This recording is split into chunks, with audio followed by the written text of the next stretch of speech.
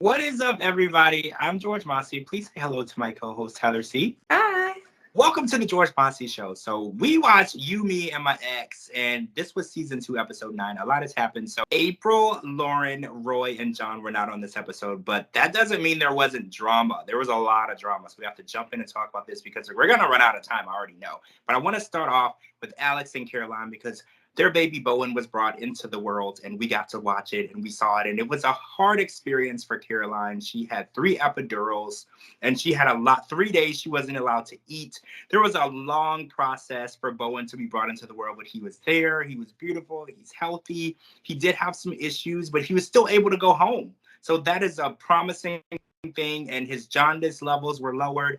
That doesn't mean that the stress level between Alex and Caroline was any lower, though, because they just felt like we don't feel qualified, to be there to make sure that he's okay. But guys, you're amazing parents. You're doing an amazing job. And like Caroline's mom said, you don't know what's right or wrong. You love your kids, and then everything else, you just make those decisions based on how much you love your kids. So we approve of everything you're doing. You're a great parent. Congratulations. We are so happy for you guys. Yes, I just wanted to say real quick, congratulations to them both. You guys have come so far in your relationship. We've been on your journey now for 2 seasons. And it's just thank you for letting us be part of your whole birth of your first child and just everything that it entails. He is beautiful. Congratulations to you both.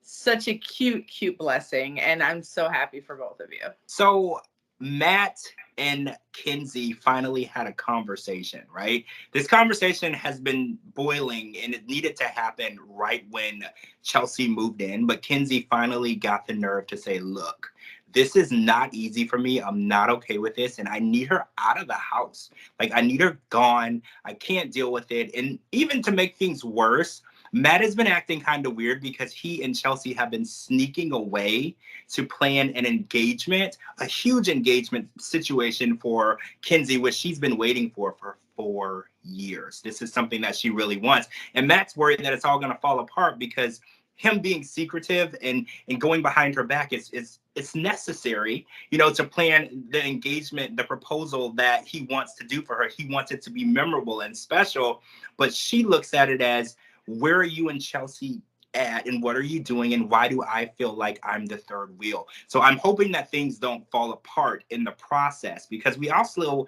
met Chelsea's mom and we see that Chelsea and her mom have a kind of tumultuous relationship, right? And I thought that was interesting because usually mothers and daughters don't get along well until you become an adult and then your mom becomes your friend. And once that transition happens, you guys are like best friends. That didn't really happen with Chelsea and her mom. So I'm hoping that relationship is saved and then Chelsea can find a place and move out. That way that Matt and Kinsey's relationship can be saved. I just want to save everybody's relationship. You're just trying to put a Band-Aid on the whole situation. Yes. You know what? I'm going to say that a lot of this is Matt's fault because, Kenzie wasn't at this point of boiling over yet. Right. And now that he's trying to use her the most with, trying to plan for this engagement and everything, it's he brought her to this because how long, that's just a weird situation. I don't even know how to even comment on it. You don't hear about people's exes living with them. Never. With your new current person. And my thing is that I know that, is his best friend and everything. And I respect that. But it's not fair to Kenzie because, first of all, Chelsea doesn't even want him to get married. I don't know if it's period or to her or whatever, but how is the person that you're confiding in not even on board with your decision in getting married? I don't think it's fair for Kenzie because she obviously dreams of this moment. He should reach out to her best friend to help plan it because it needs to be set up special for what she likes and what her interests are. You don't want somebody that's going to be self-sabotaging and be like, oh, you should do this, knowing, that it's going to be a recipe for disaster just because you don't agree with the decision making. I think that Chelsea needs to focus on herself and rebuilding her life and her future and her relationships. I think that, she's not going to want to be codependent on her ex-boyfriend for the rest of her life. So I think that Matt needs to let Chelsea like kind of go and grow and become the person that she needs to be. The thought. So I want to talk about Jennifer and Chantel because we know that things have been rocky and it was kind of exaggerated and exasperated when they all moved in together.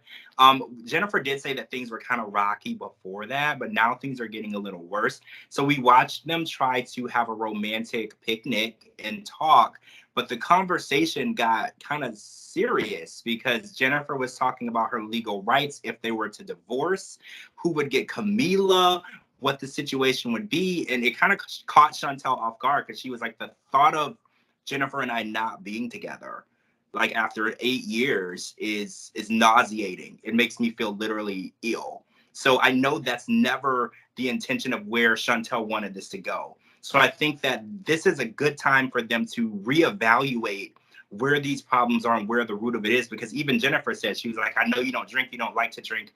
And then Chantel's like, well, I don't mind that you do. We just have to find something that we can bond together. Because let's be honest, Chantel is bonding with Josh. Josh and Chantel share hockey. They coach together. They watch hockey games together. They're bonding. Where are Jennifer and Chantel bonding? And I think growing apart is the worst thing that you can do, especially in a relationship, in a marriage, because growing closer to Josh isn't helping Chantel and Jennifer. And then Jennifer growing closer to Danielle isn't helping Chantel and Jennifer. They're all building these amazing bonds and relationships, but not with the right person. So I think that they're on the right track by having this conversation and talking about it and putting it out there and saying, look, let's find what we can do together that will bring us closer, because what we're doing is growing apart from each other. We're growing closer to other people, but not each other. I don't think that there's anything wrong with Jennifer wanting to inquire about her parental rights in the matter, because even, let's put divorce aside, even if something were to, God forbid, happen, she wants to know, where does she stand? Because like, what would happen? Did the courts come in? Did they say, what, we're going to go ahead and give the child to the mother's parents? Or, you know what I mean? Like, where does she stand in all of the matter? So I don't think that there's anything wrong with knowing your rights, especially as a parent. The child grows up knowing nothing but you, so it's like, you want to know that you're not going to lose out on anything. So I don't see anything wrong with her wanting to inquire. I think that it's also nothing wrong with Chantel bonding with Josh and Jennifer, bonding, as well with all of them. I think that it's still in the same household, which I think is safe, because they all kind of share their kids in a way. So it's not like she's stepping out and, going outside of their like little house that they've built together. Sometimes you need that sanity to be able to have somebody to confide in. Yeah. So I don't think that there's anything wrong with that. I do think, though, they do need to find their common interest and bond again to see where they can rekindle. But it's okay for them to live two different lives. People think that just because you're married, you automatically become one because that's what you're told. And suddenly you lose yourself and you lose everything about yourself and what you like and what your interests are. And they forget that, hey, I'm a human first, and I'm a mom, and I'm a wife, or I'm a husband, or I'm this, I'm that. And it's like, it's nothing wrong with going out with a friend for drinks. And then, you know what, let's do dinner together and have date night, and then you watch the game with this person, and then we can go watch the kids play hockey. Like, I don't think that their relationship is that far off, for at least what we see. I think that it won't be long for them to get a better grasp and see that they're not that far gone. I hope so. I like them together. All right, so I do too, and that's why I think it's salvageable. I really do. Let's move on to the main event. So DeAndre and Elodie finally reconnected because we know she had a breast augmentation, and during that process, DeAndre ghosted her. He called it giving her space. Elodie says that it was space that she never requested. She never asked for it. And DeAndre looked at it as, oh, well, you wanted your ex to take care of you, so that meant I should give you space. And she's like, well, a text message would have been nice. Answering a FaceTime call would have been nice. So their communication is a bit off, but that's not even the issue. The issue is a DM that Elodie received from a woman that DeAndre knows. He admits that he knows her, and he was confused by the DM because he denies it. But the proof is right there in the words, you know, like why would this woman send a message to her and say that they're involved if they weren't? What would she gain from that? And the way that DeAndre reacted, she said that he was being very defensive. Do you feel like he was being defensive? He was. I really feel like he was. But you know what? First of all, let me back up. And I just want to give props to the women for being mature. I want to say that I think this might be the first time in history that and I'm speaking solely for myself, have never seen more respectable women in my life. Like normally when something goes wrong, women automatically are like, you know, B word this and B word that, and you're this and you're that. And she was like, this woman, you know, like sent me a message and never once called her out of her name, even out of her anger. That shows her level of maturity, as well as the woman who texted her. She never said, hey, I heard you, you know, blah, blah, blah. The text message was very respectable. She just wanted to say, hey, I just wanted to see if he's lying. You know, I don't want to, you know, basically step on anybody's toes. So I just wanted to congratulate the women for putting their big girl pants on and showing the world that you don't have to be such a horrible person and bringing other women down when it's not always the women's fault in the matter. I was very shocked that it was not Rowan on the other end of the text message, because I sure thought that if he was going to step out, it was going to be with her.